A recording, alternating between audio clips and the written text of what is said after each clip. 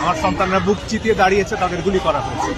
এটা মেনে নেওয়া যায় না, কারণ পরের গুলি আমার নিজের সন্তানের গায়ে লাগবে। তার জন্য আমি অপেক্ষা করব যাতে প্রথম গুলি আমার গায়ে লাগে।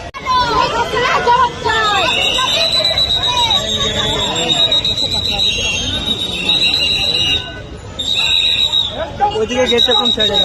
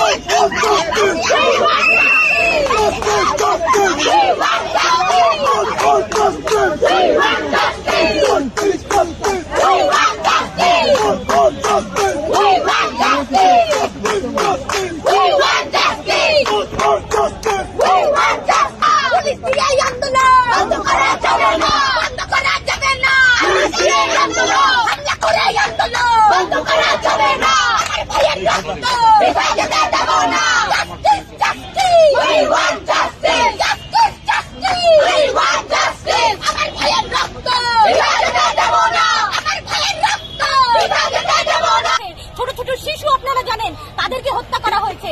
ঘরে বসে থাকা সাধারণ মানুষরা এই পুলিশ বাহিনীর নির্বিচারে যে গুলি চালিয়েছে তাতে নিহত হয়েছে। তারা বলছে তারা নির্বিচারে গুলি চালায়নি, এরই প্রমাণ ঘরে বসে থাকা সাধারণ মানুষরাও যে এতে নিহত হচ্ছে, এইটাই তার প্রমাণ। ফলে আমরা বলতে চাই, এই যে দেশে গণতন্ত্রহীনতা, দেশে যে একটা গণতান্ত্রিক পরিবেশ নাই, তার যে প্রমাণ এটা। ফলে আমরা বলতে চাই, আমরা বিচার চাই। যারা এই হত্যাকাণ্ডের সাথে যুক্ত, প্রধানমন্ত্রী সহ তার যে মন্ত্রী পরিষদের সদস্যরা যারা এই হত্যাকাণ্ড চালাতে হুকুম দিয়েছে, তাদের সকলের শাস্তি দাবি করি, তাদের পদত্যাগ দাবি করি এবং অবিলম্বে প্রধানমন্ত্রীকে ছাত্র সমাজের কাছে, বাংলাদেশের ছাত্র জনতার কাছে ক্ষমা চাইতে হবে।